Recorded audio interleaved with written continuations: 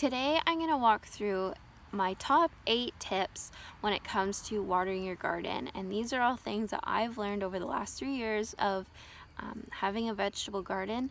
Some tips I learned the hard way by losing plants, and other tips I was lucky enough to learn from other people, and so I have only seen the benefits of them. So I hope these help you. Okay, so tip number 1 is know your plants. All the tips I'm going to go through today can vary depending on what plant you're looking at, and I'll try to give a few examples along the way. Tip number 2 is water regularly. Pick a schedule that you're going to water by and stick to it.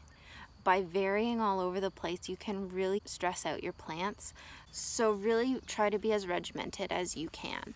For example, I have raised beds, as you can see, and if you watched our building your beds video, you'll know that the bottom half or more of my beds is filled with sticks and logs and like just brush from around our yard, and so they have really good drainage. Because of that, I water every single day, whereas some people may water once every couple days, maybe every 3 days. I water every day to make sure that my plants have even watering. Most of your plants are not going to be happy if they completely dry out. You never want your soil to get so dry that it's like crusty in between watering. And I have some parts of my garden where it's really hard to avoid that, which unfortunately is right around the carrots because it's heavy on the topsoil right there, and the topsoil I got is crap. It's awful. So lesson learned for next year. Hopefully we can fix that. Tip number 3 is be aware of the depth of your watering.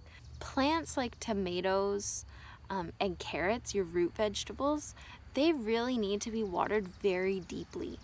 When you plant your tomatoes, you want to plant them as deep as possible because roots can come off of the stem. That's something cool about tomatoes that is not found in other vegetable types. So you want to get all the way to the bottom roots and make sure they're all getting really well watered. Similarly to carrot, you want your carrots to get long. At least I do.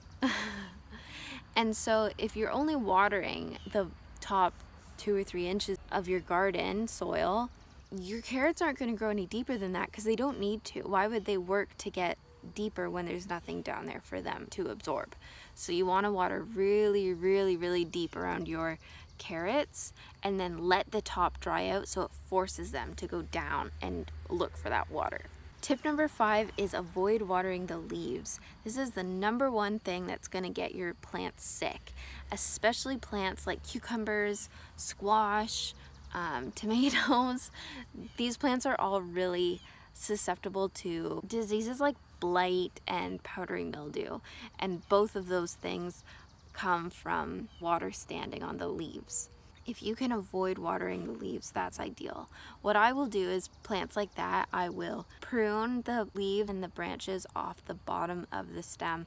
The taller they get, the more I take off. So usually it ends up being a foot, maybe a 1.5 feet of open stem. And that way, even if I turn my hose on too intensely and there's some splashback, it's still not going to get onto the bottom leaves, because those bottom leaves aren't as visible to the sun, and so it's harder for that to evaporate. If you do get water on your leaves, so here are my cucumbers and I did get water on my leaves, I will just go and sort of try to shake it off.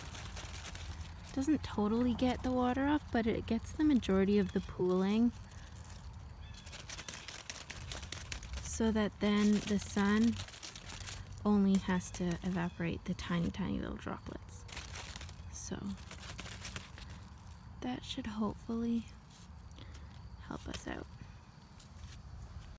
Tip number 5 is time of day. Be aware of when you're watering your plants. If you're watering at noon hour when it's so hot, one, your soil temperature is going to be really high and you could actually end up cooking your roots. The other thing is, think of when you were a kid and every time you go swimming, your mom goes, put on sunscreen before you go swimming, because the water magnifies the power of the sun on your leaves and you'll end up actually burning them. So don't water your plants to cool them off. If it's really, really hot and they're struggling, it's actually better just to leave them and then water them either in the afternoon when things have cooled off a little bit or the next morning. Your plant will do better by struggling through that one day than being watered later. So I always water my plants first thing in the morning. I try to get out here around 6:30 or 7 o'clock, and that way it has all day to use the water and to evaporate. Now lately it's been really hot and we haven't had rain in over a week. So I've been coming out in the afternoon, early evening, around 5 or 6. Give it another watering, but not nearly as deeply as I do in the morning, so that it's not waterlogged all night. Tip number 6 is what to do around hot weather, which I've kind of talked about a little bit. So if the weather is really, really hot, you may want to increase your frequency of watering. So if you normally water every 2 days, maybe water every day. Or if you're like me and you water every day but you have really good drainage, maybe come back in the afternoon.